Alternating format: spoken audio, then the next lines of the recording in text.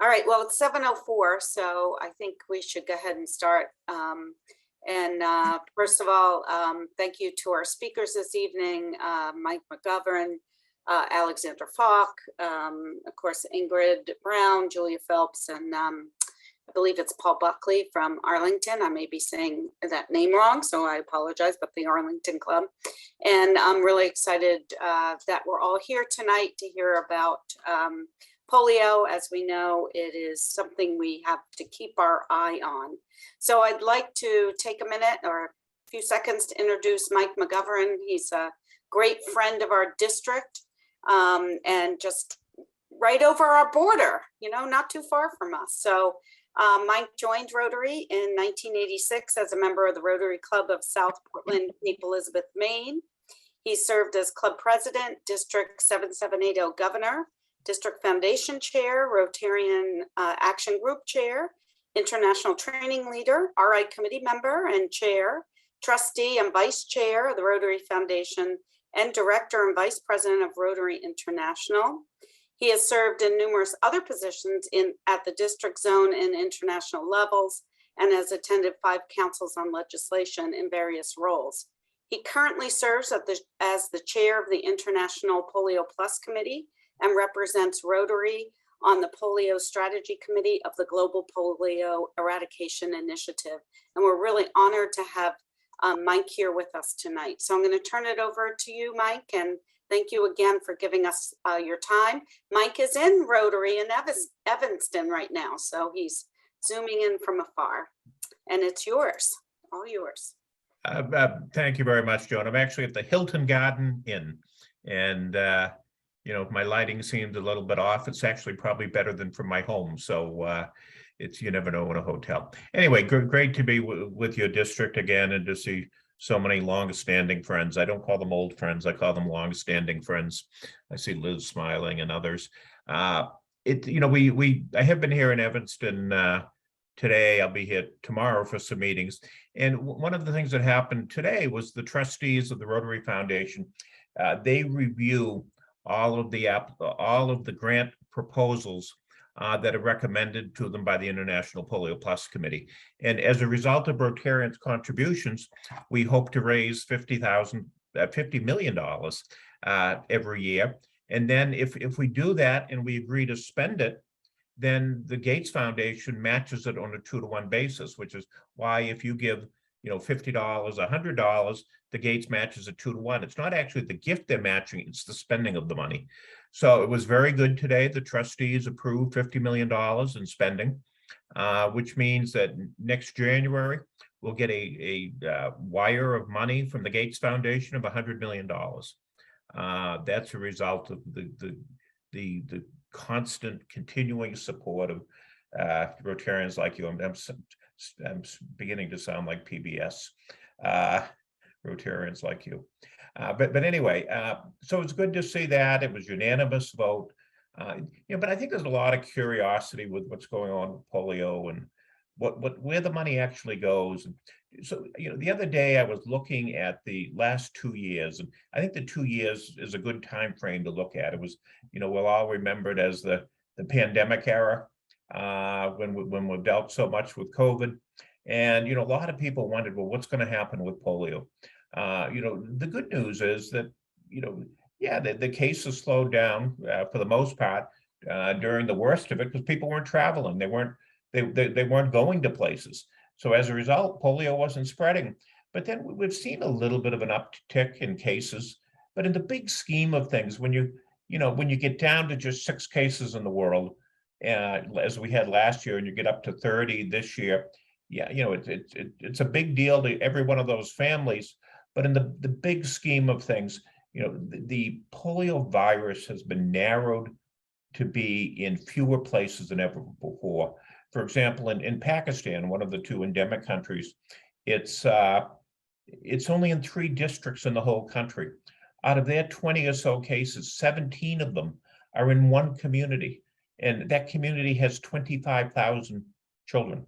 So, you know, when you wonder if it's doable, you know, I don't know how many hundreds of thousands of communities there are in the world, but when you think in Pakistan, which we think of as the worst spot for polio, right now than it is by the number of cases.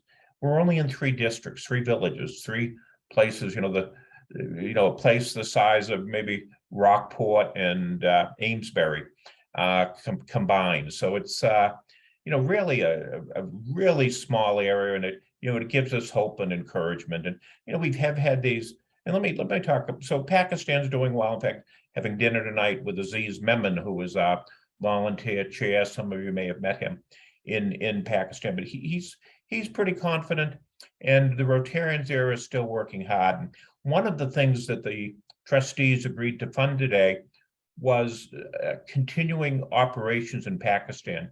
And we have something called National Immunization Days, and I'm sure some of you have been on them. And that's when they try to immunize every kid, in a certain country throughout the whole nation. And in the case of Pakistan, that's 45 million children. And Rotary, the funding the trustees approved today will fund about 90% of one NID in all of Pakistan. The reason it isn't 100% is because the United Arab Emirates wants to contribute 10%, and we don't say no.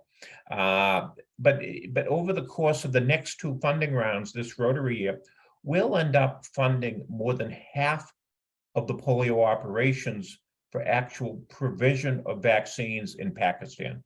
And this is, Gates puts money in, other than through Rotary, other countries put in, but it's Rotary that's providing, the lion's share of the cost of direct operations.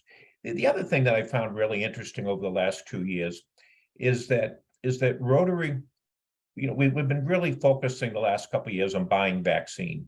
And particularly something called the new polio vaccine. Well, we looked at the numbers and how many vaccine doses did we actually fund? And in the last 2 years, we funded 391 million doses of polio vaccine. That's Rotary. Yes, with the matching funds, but Rotary directed over $54 million to buy polio vaccines. It's 14 cents a dose. Is how much UNICEF, who procures the vaccine, pays for it. We give the money to UNICEF, and that resulted in 390,700,000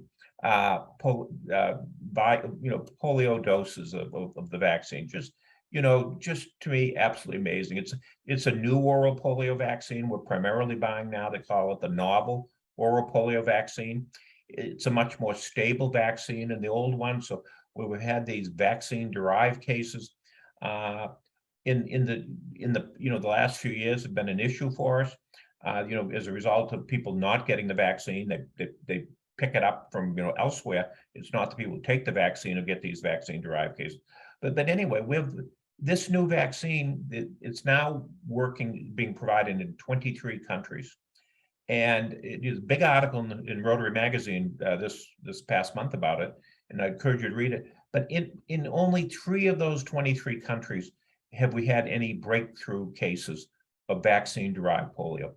So, it just is an indication that, we've provided 460, the partnership has provided 460 million doses so far of that new vaccine. No problems, no issues, a few breakthroughs.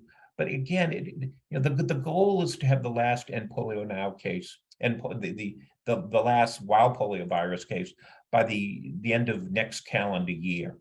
It's also the goal to have the last vaccine-derived case by the end of 2023. So, we can't say we're going to do that for sure. I referred to it when I gave a report to the trustees of the Rotary Foundation today. For those of you that follow football, not the Patriots version, the soccer, if you have a soccer game, if you've ever watched one, they have regulation time and then they have extra time. With polio eradication, we're in extra time. We know there's going to be a victory, but it's just taking a little longer than we expected. There's a few bumps and bruises, but we know we're going to have it. But I mentioned about funding these new oral polio vaccines. We've also been funding what we call outbreak response to these vaccine-derived cases. And that over the last 2 years, and with the money that was approved today, is now $88 million that has come or is going from Rotary. So, it's been a huge issue. That's why this new vaccine is so important, It's to, not get these vaccine-derived cases, but also to reduce the cost. We also, I get a lot of questions, skipping around a little, I know, about Afghanistan. And, I think most of us watched television last August, and we saw the people trying to get on the airplanes, and, the US military had pulled out of Afghanistan. And, there's been a lot of curiosity about what's happened since.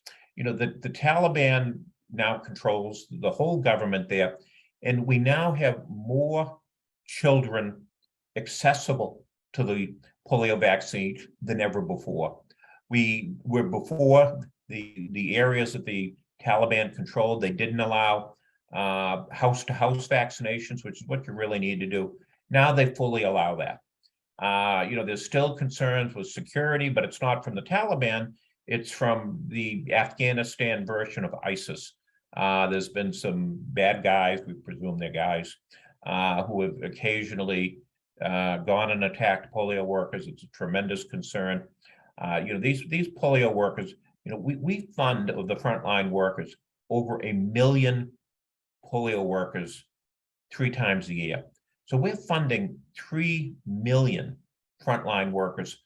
And these, again, mostly women, they're only getting paid around $4 a day in Afghanistan. And it's $1 more, but just under $5 a day in Pakistan. And they just so impressed me, their dedication, and the fact that even with concern for security, they're still willing to go up and down their neighborhoods and encourage people to vaccinate their children. It's to me, it's absolutely amazing. We did have a little spread this past year. We had a case of the wild polio virus in Malawi the end of last year. We've had 6 or 7 cases now in Mozambique. It's all along a river called the Zambezi River. If any of you have ever been to Victoria Falls, that's the Zambezi River. But up the other section of it, that's where those cases are. And and when we began to see those, they had escaped somehow from Pakistan. But the governments there have had a good response, and some of the money we have spent has funded those responses, which again, I think shows Rotarians' commitment and continued dedication to ending polio. There were a lot of questions last year about Ukraine. In a sense, there'd been a couple of vaccine-derived cases there, and people asked, well, what's happened as a result? We do not know of a single case that resulted from that whole evacuation. Not one anywhere in the world of either the wild polio virus or the circulating vaccine-derived virus. So, that's good news. So, despite the fact that, we get emails from the polio coordinators and others, in a panic that there's one more case. It's they're not a single case is good, but things are a lot better than I think a lot of Rotarians have the sense of. And the other thing that's caused alarm, a couple of things, is we had a case that was described as a case in Jerusalem. Interestingly enough, it was a case from Bethlehem, which we all know. Those of us understand religious history. Bethlehem was controlled by the Palestinians, but it's obviously disputed territory, some of it. But it was interesting. I was on a call earlier in the week, Monday morning or Tuesday morning, earlier in the week anyway. It was with some health ministers from that whole region of the world, and one of them was the one from Palestine. And to be honest, I don't know if it was a man or woman, because I was getting the English translation, and that was a woman's voice. But it was a small picture on the screen, like I'm looking at here. But anyway, the Palestinian health minister said how closely they were working with Israel on the response. And it was nice to hear, not only for polio, but you seldom hear that the Palestinians and the Israelis are working together on anything. So that was really good to hear. And anything that, I look at polio, there's so many pluses. One of the things, if we can be getting the Palestinians and the Israelis to talk about common issues and common solutions, it's good. It's very good. let me skip, I know I have limited time today, so I'm going over a lot. We get a lot of questions about London. And some of you may have read there was a positive environmental sample in London. And it was at a sewage treatment plant. They tested it. They saw circulating vaccine-derived wild polio virus in the sample. And it's interesting. The United Kingdom, as most of Europe, the United States, Canada, they don't give the oral polio vaccine. They give the injectable, the inactivated polio vaccine. So a lot of that is brought in from other places. That's an indication. But the concern is there are also other positive tests in and around London. But then I have a map here, and I'm not using a PowerPoint tonight because who wants to always see a PowerPoint. But anyway, I have this map, and I'll do something very unprofessional, and I'll put it up to the camera. But this blurry map, well, it is blurry, I agree, but you can see the different colors. And orange means that only 60 to 70% of the kids are getting vaccinated. These were teenagers. We have the areas right around London where only under 50% are getting vaccinated. And I'm not talking just, this is for polio, but it's a concern. People aren't getting vaccinated for routine immunization, for measles, whatever. They have weak immune systems. So, even though we really don't expect more cases in London, we could get them, because if we get these unvaccinated people, they're susceptible to things like polio. So New York, I think a lot of you have probably heard that there was a case. The London, there weren't any cases, it was just environmental samples. But in London, there was a 29-year-old male who lives in Rockland County, north of New York City. And it was interesting, there's been very little knowledge, the protecting patient privacy. But what's absolutely clear, and what we know, is this person never traveled anywhere. Polio came to New York. This individual did not bring polio to New York. It came from someone else who was unknown. And if we ever need to have a caution that, we need to be concerned that, it could end up in Boston, it could end up in Cambridge, it could end up in any one of your communities. That's what happened in Rockland County, is someone was somewhere else, visited there. They know from the genetic sequencing of it that it's, that it's the same one that originally it was originated in Lahore. But we don't know if it was someone in Lahore, Pakistan. All we know is that someone from Lahore went somewhere and, and eventually found its way to Rockland County, New York. And, it's in New York City in the environmental samples now. It's in Nassau County, outer Long Island, and it's in a couple of other counties there. So that's a tremendous concern. So, the message in all this is, we are close. I don't use the word close, but, we're looking at updating a lot of our messaging. And the message we're really trying to emphasize now, we're not doing this close because we've done that for 10 years. And after 10 years, people begin to ask, well, how close are you? We're closer than ever. But the message that we're really trying to get out is together we end polio. Together we can end polio. And if you Google that, you'll see different graphics online that do that. We're also looking at updating the graphics. But together is all of the Rotarians in the world. It's the partners we deal with. It's the countries. It's the frontline workers. That's what we mean by together. And, we're one of the greatest partnerships that's ever formed in the health sector. We're probably the greatest one ever formed in the health sector in the world. That's, not directly a UN agency. And, we can be proud of that, all the different impact we've had as a result of that. So, I've gone over a lot. What I haven't really touched on, because I imagine you might be doing it, from your own source, but, obviously resources are a big deal. Last year, only 12% of Rotarians worldwide contributed to polio eradication. If together we're doing this, we got to get more of that 88% who we didn't hear from. The trustees, we actually didn't fully make the $50 million goal from just getting the money from Rotarians and DDF. Because there weren't as many applications for global grants last year, the trustees filled the gap of not quite making the 50 million goal. And, I would hope that, we wouldn't have to do that again. We had a discussion at the trustee meeting that we've always encouraged every club to try to do $1,500. But we're talking about that, no decision, that we might change it to encouraging every Rotarian to give X number of dollars. And, and you don't know exactly what that is, but, because, small clubs, 1,500, might be a lot of money. This is from both clubs and individuals.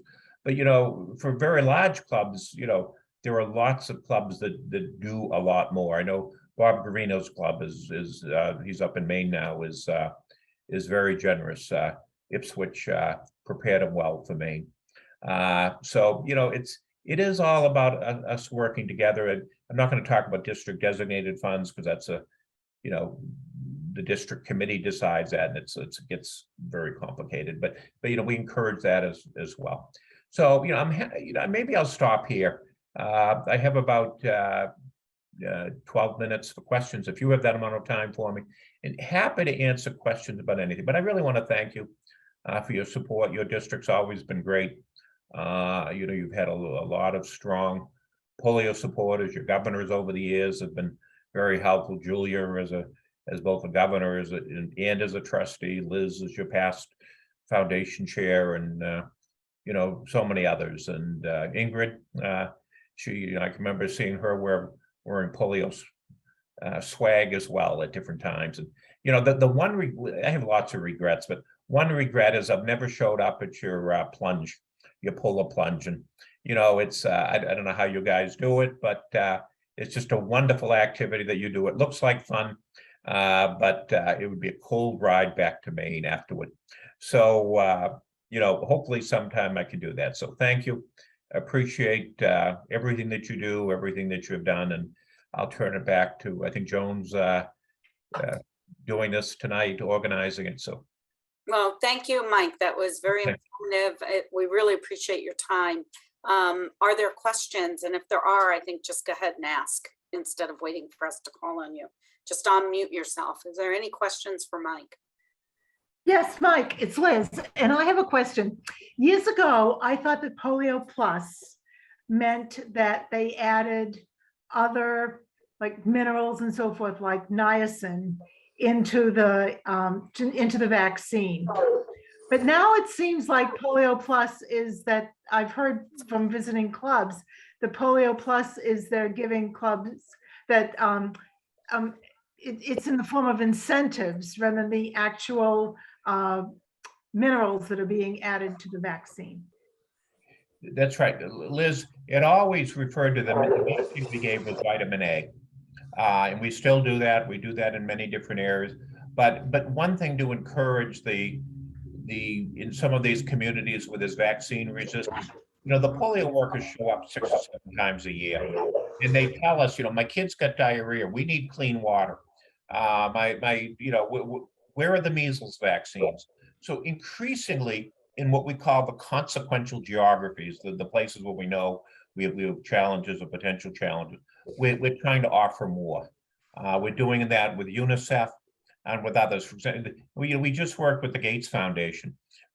In addition to the $100 million they're giving us this year, they just gave $3 million to a group called the Rotary Action Group for Family Health and Fighting AIDS, and they put on health camps, and they're doing it in Malawi, Mozambique, Zimbabwe, and those other countries.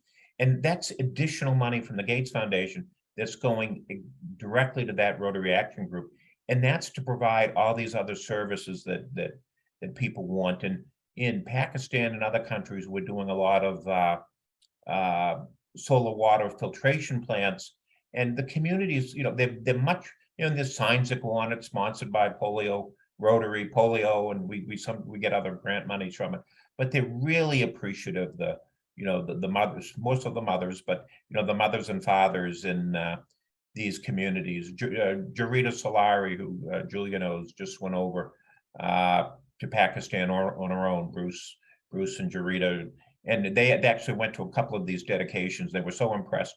I really shouldn't. They donated one themselves, a new solar water filtration plant. And, just to me, it warms my heart to know that those kids will have clean water for the first time. And maybe their parents might be more encouraged to line them up, when the worker comes to the door.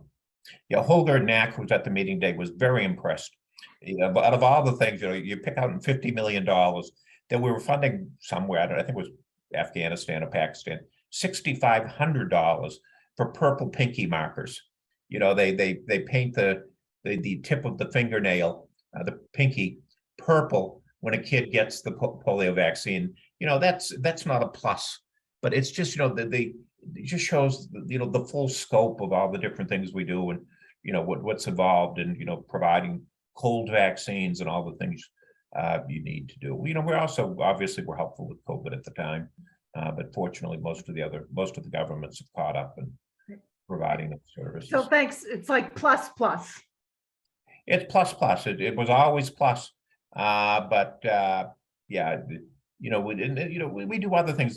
There's a little bit of grant money called PolioPLUS Partners that goes to Rotarians in different countries, and part of it is like in Indonesia, we approved a small grant today, very small, and they're doing a lot of activities to bring awareness to the government, to World Polio Day, and trying to do more activities. So I'll jump in. So Liz, to your point about when I went on the NID, we handed out little visors that said "In Polio Now." That, we were putting on babies that, the visor was bigger than their head. Yeah. And these little plastic balls that nobody could hold except the grandparents or the parents. But, that little trinket, it was like for folks that have so little, that getting that visor and that ball, and then, doing their little pinky on their toe, or a lot of them we did on toes because they put their fingers in their mouth. So we did their toes, but it was amazing what that little something that I kind of thought, ooh, this is kind of tacky. But the parents loved it. And, the health workers said that's why they come. They come for these little. No, I know. It was a question that I went on an NID, and we give out stickers and they love them and blah, blah, blah. My question was, originally when we were selling polio, it was because there were the plus meant additional vitamins and minerals. That's my only question. Other questions? Are there any other questions before I know Mike has to leave? I just wanted to add one thing, and I think it's incredibly important that when we talk to Rotarians in our clubs in our district, and I get this message every single time on one of my DG visits, is that when we talk about the polio cases in New York, we make it very clear that it's the vaccine-derived variant and not the wild polio virus. I think that's a distinction that gets lost in the media right now, and that we need to really be very precise in clarifying that distinction. We can use it as a wonderful opportunity to encourage Rotarians to remember polio and to give more to PolioPLUS. So I think it's, despite the fact it's a sad situation, it's a wonderful opportunity for additional fundraising for us. Alexander, I worry a little bit about making that distinction, because I think it gives an opportunity for the anti-vax people to say, see, they're causing polio with that vaccine. I don't think that's true, because the reality is that we know exactly what the science of the vaccine-derived polio virus is, and it's not causing polio. It's simply a virus that's attenuated and regaining its strength in the system. Of the further sewage disposal and the oral fecal route. And we also have the novel OPV2, as Mike mentioned, and I put a link in the chat. And the novel OPV2 is designed to prevent, to a large degree, that vaccine-derived pathway. So I think it's important to be precise about the science. And then the anti-vaxxers will probably not listen to science anyway, but we need to talk to those people who do. And that article in Rotary magazine in the October issue, it's pretty It's long, excellent. like Yeah. 6 pages, but it's really, I'm not a doctor, and Alex probably knows with his scientific background more than I do about some of these things, but it's well worth reading. The other thing I do want to mention is October is really busy for us with lots of meetings and lots of prior obligations, but your clubs, I'm happy to speak to any one of your clubs, at any time by, hybrid, occasionally, visit them. But we need, all of you in your different capacities as Rotary leaders. You really we all need to get the polio message out to our clubs. And I know, Governor Alex has done it. Governor Terry did it last year, and so many others. I think, Rotarians, either the district or the clubs are donating money, and they need to know how the dollars are being spent, and in the real progress we're making. All right. In October. Yes, thank you, Mike. Well, you might be very busy because I have a feeling people are going to start inviting you. So thank you again for joining us, and really appreciate your knowledge and your passion, and helping bring this to the forefront. Again, it's always needs to be there, and always remind us of this and how we need to help. And so at this point, I'm going to turn it over to our district governor, Alexander Falk. I don't think I need to introduce him. And he's going to talk about fundraising and what is different this year. And I need to apologize, Alex. I do need to scoot. So thank you. No problem, Mike. Thanks for being here, and thank you. Have a wonderful evening. Okay, take care, everyone. Thank you, John, for the introduction. And I'm happy to tell you a little bit about our fundraising efforts in our district for polio eradication tonight. Mike was wonderful in that he went totally over time on his allotted time segment, which is what we had hoped for. So I'm going to keep mine a little bit shorter, so that we can still hopefully finish the evening at shortly after 8 o'clock. So I want to tell you about the End Polio 7930 fundraiser that we've created on the Raise for Rotary platform. And to do that, I'm going to start my screen sharing here. And hopefully you will be able to see my presentation here. And if I'm looking a little bit off to the right of the screen, that's just because my browser window is actually on that side of the screen. Not trying to be rude and not look at all of you.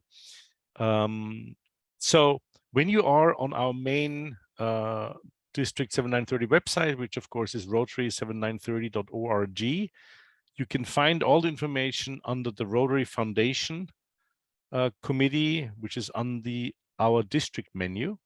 And when you click here on the left side on the Rotary Foundation, you can find the details on the End Polio 7930 fundraiser. And we've decided this year to ask each club individually to come up with their own fundraising initiative, with their own fundraising plans, with their own fundraising theme. Could be dunk tanks, could be big toe dips, could be bicycle ridings, and we'll hear about some of these efforts later on in the presentation tonight by some of the clubs. And we want to have all of these things converge under the umbrella of the Raise for Rotary platform with the End Polio 7930 team. The reason we picked the Raise for Rotary platform is quite simply the low fees. It's a fundraising platform run by Rotary International, so it doesn't have any of the fees associated with the platforms that we used in prior years. And so when you click here on this link, which is a shortcut link, bit.ly/endpolio7930, you come straight to the Raise for Rotary platform. And you can see at the moment that we've raised $15,000 out of our $100,000 goal already, which is wonderful, but we really need to go all the way to our goal. And the way to do that is for every one of you to please, under team members, click this little large plus sign to join the team and create your own fundraising page. And I'm going to walk you through that process real quick right now so you know what it looks like. But the good news is that the previous page on our district website also has step-by-step instructions on that process, so you can easily follow it some other day. When you click here on the plus sign, it will ask you what your fundraising goal is. That's your personal fundraising goal. So let's pick $1,500 here. It will then ask you what is your name. I'm just gonna go in here, John Doe. And there's an email address. I'm gonna put in my corporate email. Password, I'm gonna just do 1, 2, 3, 4, 5, 6, 7, 8. Please pick a safe password. Don't do what I'm doing right here. And then this is important. In addition to fundraising for yourself, you're of course fundraising for your own Rotary Club. So make sure you pick Rotary Club and then enter your club ID number. If you don't know your Rotary Club number, it's very simple to find. If you go back to our Rotary7930.org website and under our clubs, go to the list of our Rotary clubs, it has the club ID listed here for every single club. So let's say I belong to the Linfield Rotary Club with my John Doe alias. What I would do is I put the club ID number in here. What this does is that anybody contributing to my fundraiser that I'm creating here right now, who is not a Rotarian, those contributions will accrue to the Lynn Rotary Club. Oh, did I say Lynn? Linfield, right? 6620 Linfield. I apologize. If anybody contributes to my fundraiser and uses their email address that's identical to their My Rotary ID, their contributions will count towards their own Paul Harris Fellowship recognition points. So this is just for people who are contributing to your fundraiser who are not Rotarians. And then when I've filled out all of that, I can click on Create My Account. And there we go. We'll stop the tour. And here's my fundraiser. I can now change my photo, change the image. But John is now part of the team and Polio 7930. And that's how we want you to create your fundraisers as part of the Polio 7930 team this year, so that all the contributions count towards our common goal. So that's the tour of the Polio 7930 fundraiser on the Race for Rotary platform. And next, I want to talk briefly about PolioPLUS fundraising in our district so far. Let me screen share real quick to give you some of the numbers. There's this report called the District Fundraising Analysis, and I've only zoomed into the PolioPLUS fund just to give you some of the numbers. Column I want you to focus on is the total column here in the middle. That's the actual contributions every year. So 5 years ago, we did about 102,000 and 104,000. And then due to the pandemic, we were much lower in our contributions. This is really just cash contributions to the PolioPLUS fund, does not include DDF contributions, which, as Mike mentioned, is a separate topic. We of course always do district designated funds as well. The goal part here is what clubs individually have entered as their goals.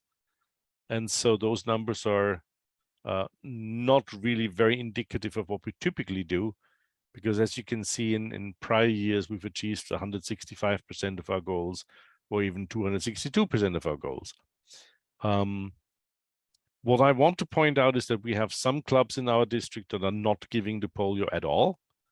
So that's something that is a bit of a concern and very sad. And hopefully we can change that. But we're also already nicely underway towards our goal of $100,000 by having already raised about $21,000 this year. And I really hope that we can increase that number dramatically this month as we celebrate World Polio Day and really get our fundraising efforts into high gear. So that's my message to everyone. Please join the Polio 7930 fundraising team on the Race for Rotary platform. And with that, I'm going to hand it back to you, Joan. Thank you. All right. Thank you, Alexander. And I would like to say pre-COVID, this district typically raised around 100,000, anywhere between 90 and 100,000. So, you know, COVID is COVID, and it's something we have to live with. But I don't see, I'm hoping anyway, that this year we can get back to that $100,000 goal of our fundraising. That is our goal for our district. So given that, I'm going to turn it over to Ingrid. And Alexander, I don't know if you want to share your screen again, just to point people where the PolioPLUS Society information is, but I'm going to turn it over to Ingrid Brown, and she's a member, as everyone knows, of our Rockport Rotary, and she also served as club president, District 7930 governor. She was our District 7930 foundation chair, and she's currently our PolioPLUS chair on the foundation committee, and she was a founder of the Polar Plunge. So she's going to talk about the PolioPLUS Society. Ingrid, it's all yours. All right, thanks. So you're getting a lot of information on polio with all kinds of information here. The PolioPLUS Society, if you think about the Paul Harris Society, you know exactly how it's going to work. And what is it? It's a Rotary International organization of like-minded individuals who have committed $100 or more each and every year to PolioPLUS until the world has been declared free of the wild polio virus. And Mike McGovern shared with us before we started that as of the Board of Trustees meeting today, it has been officially recognized by the Board of Trustees. So we're really getting a plug from RI as well. Now, District 7930 has launched our PolioPLUS Society. We launched this fall, and we're looking for new members. If you join us by World Polio Day, which is October 24th, you will be a charter member and be recognized at our Heroes Dinner in November. Joan is showing you the lovely pin. As of today, I'm pleased to announce that we already have 42 charter members for this society, and it's our commitment to fulfill the promise Rotary made back in 1985 to immunize all the children of the world. It's very easy and rewarding to become a member. It's a two-step process. First, you have to complete and submit the PolioPLUS Society pledge form that's on our district website. And once you get there and get that completed, then of course you have to make your donation. You can contribute with your credit card at my.rotary.org, or you can make a check out to $100 or more to the Rotary Foundation with PolioPLUS in the memo line and submit it to your club's foundation chair. All of the donations will be matched 2-to-1 by Bill and Melinda Gates Foundation, and Rotarians will also receive Paul Harris and major donor credits as you proceed forward. Anyone can join the society, not only Rotarians. Alex showed us how to get in and do some of that. Everyone will be honored with a special pin and a society certificate. And you're going to have a great feeling in your heart more than anything else. So with your help, we will reach every last child and we'll achieve the polio-free world. It's not difficult to do. I went in, found my way through it. So if you have any questions, you can direct them to me or to Alex or to Joan. But we'd love to have more charter members join in this month so we can have a bang-up celebration.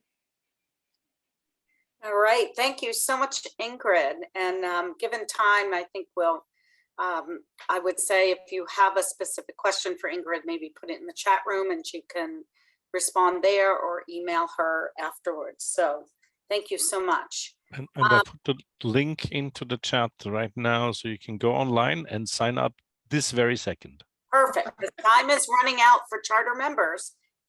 You have till midnight of October, well, 11:59 p.m. on October 24th. Anyway, we have about 10 minutes for about 10 minutes for each next presenter, which is great. So next up we have Julia Phelps. We all know Julia, and she's a member of the Rotary Club of Amesbury.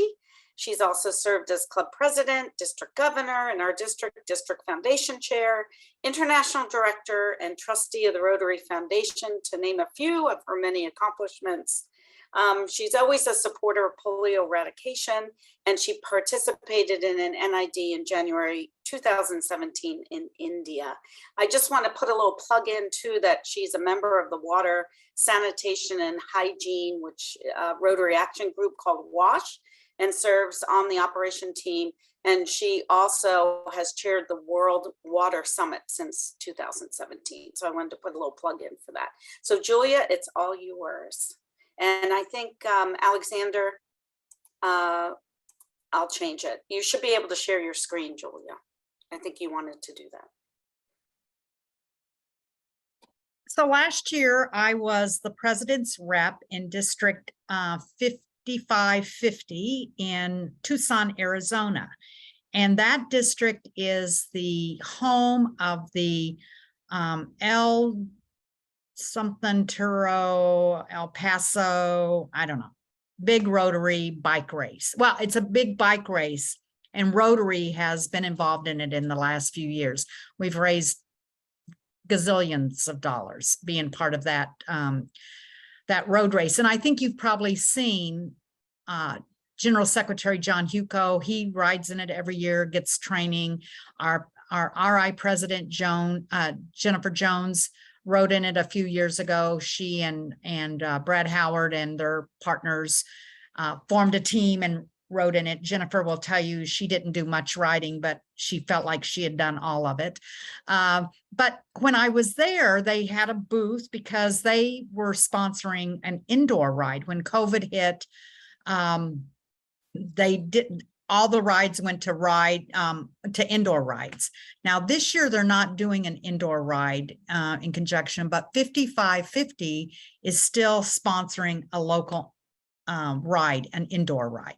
And you can do it, you know, as a club at a health club, or you can do it individually. So because I was the president's rep and I was being a good doobie, I said, oh, sure, I can ride my bicycle in my hallway, i.e. the picture, for 30 minutes on a Saturday morning, and I'll get folks to sponsor me. So I set my goal at $1,000 last year, and I raised $1,750.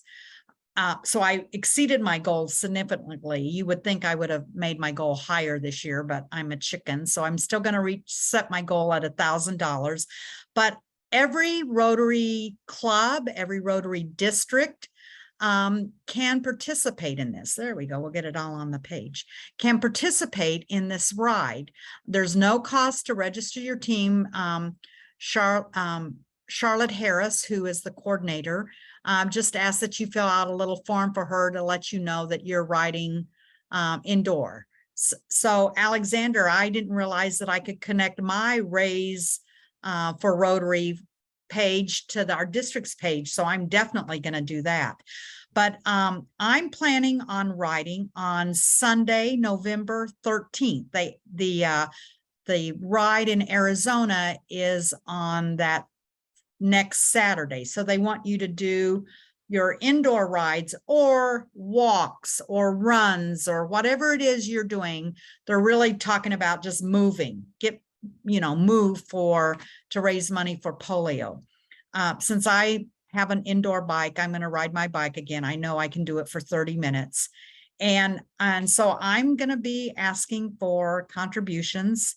I've put there in the form that individuals and clubs get foundation credit. So if your club's looking for do it, I've got a little form so that Charlene can just figure out how much their indoor ride raises every year. Last year it was a significant amount of money.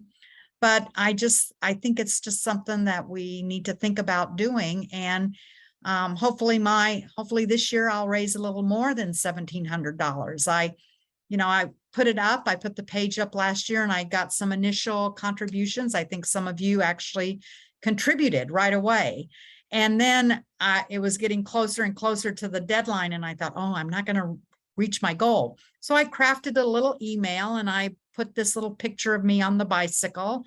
And they were kind enough to give me one of those shirts since I promised to ride. They gave me a shirt last year. And I sent out an email. Well, I had high school classmates, college classmates, friends from all over the world, $50, $25, $100. And next thing I knew, I had $1,750 I'd raised. So it took a little bit more than just the raise for Rotary, but a little bit of extra work, but I did that and it was pretty easy. And, I'm not setting any land speed records or timed records. I said 30 minutes and I really did it. And so I thought, well, I can do that again. So if you're interested, I've got a little form that we can fill out and send to the folks in Arizona so that they know that we're contributing. Doesn't mean we won't get credit for it, but it just knows that we're doing it along with this El Toro ride that they're doing. So it sounded like fun. I know we've got some bike riders in our district. I'm thinking of Keith Harris, and the Ipswich Club has several. So we've got some bike riders. We've got some folks that probably go to the gym to ride the bike. Perfect way to raise some money for polio and get your own health benefit going. So just thought I'd share that with everybody and encourage folks to ride. And if you want that form, just shoot me an email and my email's right there. Just shoot me an email and I'll send you the form. Thanks. Thanks, Julia. We have a couple minutes for any questions in relation to this type of fundraiser or what Julia did. If anybody has any questions, just unmute and call them out. All right, we're speechless, Julia. Love it. I guess. All right. Stop sharing. All right. Thank you. And so next, and again, so we're just sharing different ideas with you, and maybe if we have time at the end, we can even open it up for discussion, because remember this year, there won't be a district-wide polar plunge. So we're just kind of trying to give clubs some different ideas of what they might want to do. Next up is Paul Buckley, who is, I believe, I hope I have this right, Paul, the current president of Arlington. His club did a polar dunk, and I believe is doing it again this year, and they modified during COVID. So we'd love to hear from Paul. Now, Paul, do you want me to share my screen, or do you want to share your screen for your slides? I can share, because Dan Ellard did a nice little step-by-step how to do the Perfect. So I'll rush through what I did and then show people what Dan did, so that we can they can actually do Awesome. what they need. So All right, you should be able to share. Thanks, Paul. all right. Actually, Dan Ellard was our president when COVID hit. So our group, I was fairly new to the group at the time, but they were very excited about going up to Gloucester at times, and it just it didn't happen that year. So we brainstormed about what we could do, and a few of us came up with the idea of a dunk tank. And luckily, I had a high school classmate who runs a equipment rental thing. So I don't think. Do you want to go to the next slide, Joan? Or it's I don't think I can do it right. No. I'm So having problems doing it too. Hold on. I don't Okay. know why this isn't changing. Very strange. Up, I'll go this way. Here Okay. you go. All So right. that was the group up in Gloucester. They had done it, and they were, excited to do the plunge before. So when it came to, we can go to the next one. It's I'll just try to go through these quick. This is Doreen O'Hare and Rebecca Harris. So they were presidents surrounding Dan's year. So get them in there. And then the next slide is, I just that Bill Hayner's probably one of our wackier people. He loves doing things. He calls us a bunch of screwballs and hands out screwball awards for our club. So I had to put him in here. We have so when we decided to go with the COVID, the dunk tank, we have a scientist in our group, George Parsons. So he was tasked with checking the water and making sure it was safe to go in. All the levels were safe and stuff. So he did that, and that's him mixing in. He has a big stick and he's mixing in some chlorine, I think, so we could make sure that the water was safe for everybody to go in.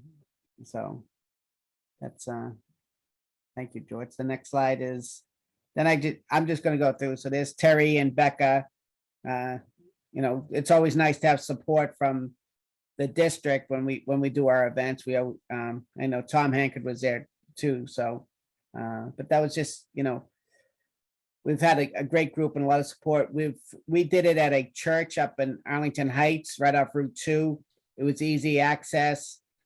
They had a place where we could set it up, and it would drain downhill into a drain, which was nice. So we didn't have to worry about it icing up and stuff like that. And I'll go into that a little bit more if we can do when I do Dan's slides. So we'll just try to go through these a little quicker, I think.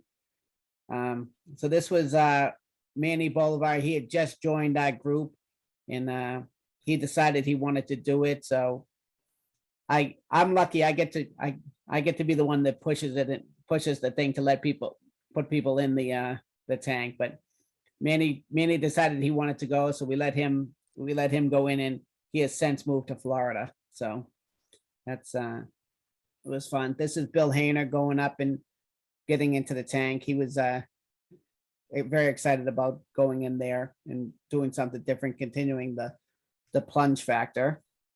So this is one of our newer members, Lisa Simmons, her son, who was he was a sophomore at Austin Prep.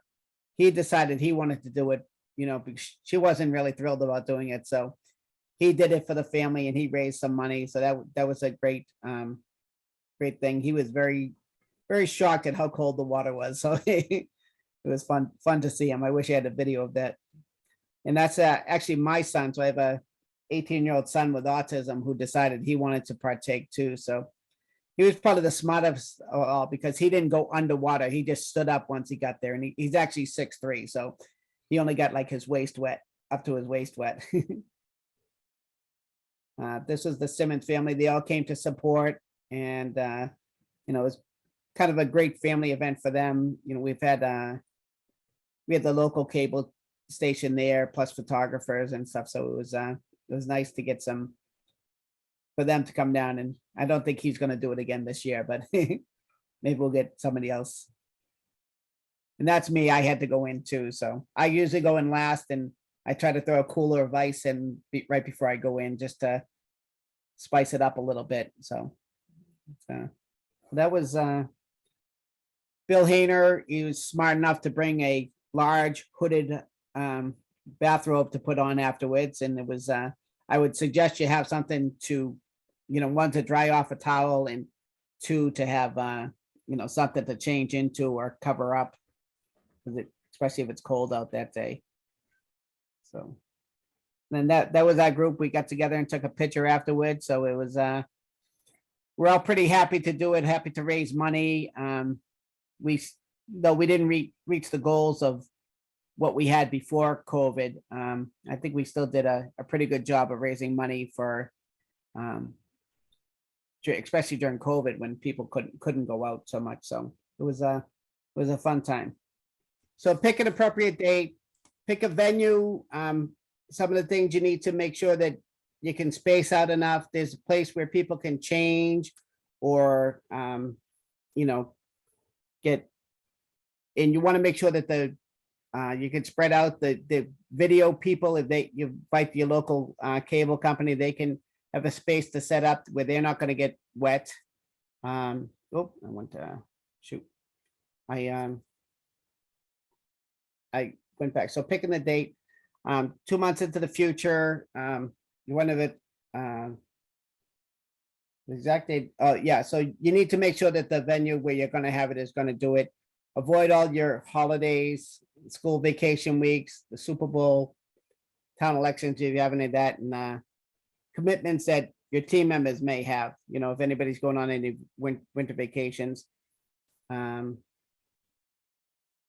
we looked at public places, because we looked at like along the Mystic Lakes, it was very hard to figure out who was going to be in charge of that space, even if they thought they were. So we actually end up going to a local church for ours, because we knew who to talk to, who owned the land, and where it was going to go to. So and they were very happy that we were able to provide them a copy of the Rotary insurance coverage. So they knew where that we had coverages. So that was good.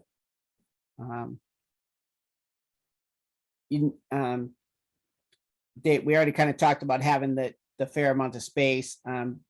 The dunk tank, when it's filled up, is very heavy, so you're not going to be able to move it, and it needs to be on stable ground. So make sure it is set up in a good location. When you fill in the drain of the tank, so you're gonna need a fire hydrant somewhat near it, that the fire engine they can hook up their hoses and run it to the tank.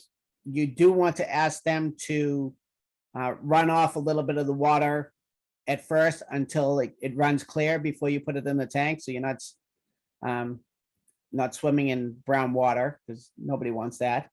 And then you need to be, when you empty it out, you're just really turning a valve, but hopefully it drains into a place where there's a downhill into a drain, so a storm drain, so that can go. We already talked about the video crew and keeping other people around, you know, family members and other club members are going to want to get close and stuff like that. So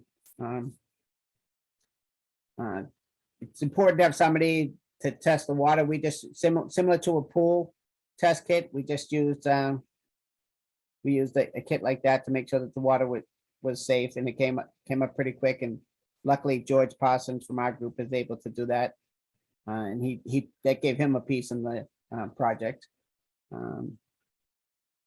Yeah, don't let people with heart conditions plunge. I mean, not that they probably wouldn't do it, but hopefully we want everybody to be safe. Mostly they can still donate, but we don't want them going in the water. You want to have the order of the dunkers worked out and have them have their gear or a towel to wrap themselves up with, or a bathrobe or something like that, so that they can, when they're getting out, they can have things.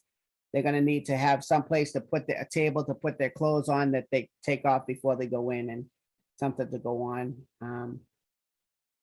The choreography, you don't want a lot of dead time. So just, you know, have a little fun, try to talk to people beforehand, have somebody just kind of be the MC through the event, and just help everything out. If you have the audience, yeah, talk to people about what Rotary is and what the Polar Dunk is. So that if you have people, because people see the dunk tank in the middle of the winter and they start asking questions as they're driving by. So yeah, might have a chance to get some a new audience.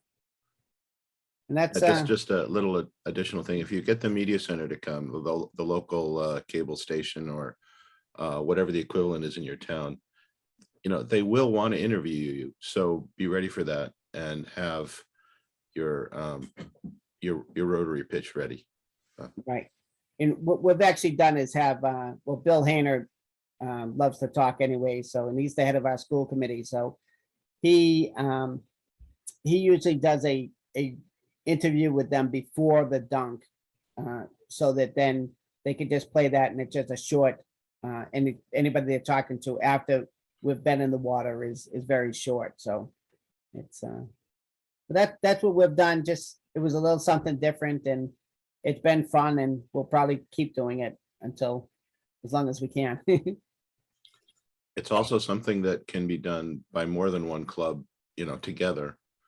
Since if we use the Raise for Rotary platform, it's easy to separate out the contributions. As long as you agree ahead of time who's going to pay the costs of the rental of the equipment and things like that. There's really no reason why, you can't have 2, 3, 4 clubs work together on one of these. So Dan, are you putting that invite out that people can contact you if they'd like to work with your club on this? Absolutely. Well, it's really up to Paul. Absolutely, yes. We'd, the location we use would be convenient for Cambridge, Waltham, Lexington, Winchester. anybody in that area. So if anybody wants to join in, please reach out to us. We're gonna have the tank there anyways. We're paying for it, so show up. We have a fire department's been great with filling it up for us, so. And Paul, if you want, consider putting a story in the e-bulletin and asking other clubs to join your fundraiser, and you certainly can ask them to join in the cost too and share the cost. So I would highly encourage that you put something in the newsletter soon and see if you get some support, because again, we're asking each club to come up with a way to raise money for polio this year. And that's a very innovative way, although chilly, but innovative. So questions, we have, I'm looking at my time. We have 1 minute. We did good. Are there any questions for either Paul or Dan, or I think Doreen's here from Arlington, or really anyone? And just unmute and ask if there's any questions. Doreen keeps finding excuses not to go in the dunk tank. Oh, she has a shower this weekend or something, she always has something. Oh, no, nobody went to greater lengths than I did. Yeah, this is true. To not go. Well, Doreen did go in the ocean. So Ingrid. I just want to throw out, because I was trying to get something out to the club fast. So I challenged everybody in the club to put $2 a drink that they have every night or whenever for the whole month of October. And at the end of the month, submit your money in. And so far, as of today, I had $13, and everybody was laughing. And yes, right, Skull to polio, this is what we can do. So that's a no-brainer, because Rotarians love to drink.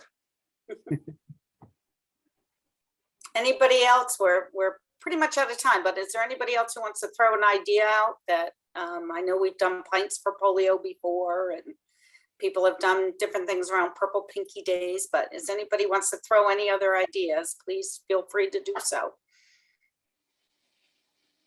I think the Marblehead Harbor Club has reached out to our Marblehead Rotary Club recently with an invitation to do a big toe dip, and I think that sounds very, very attractive.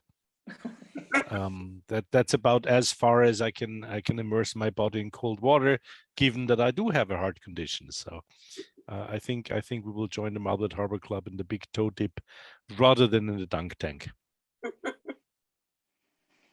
Awesome. Well, we are 1 minute out of time. So thank you everyone for participating and coming. And thank you again to District Governor Alexander for allowing us to have this. And let's raise that $100,000. We can do it. We need to keep this going. So thank you everyone. And thank you to all of our speakers. Thank you everyone for all your contributions, and have a good night, everybody. Good night. Take care. Night. Good night. Good night.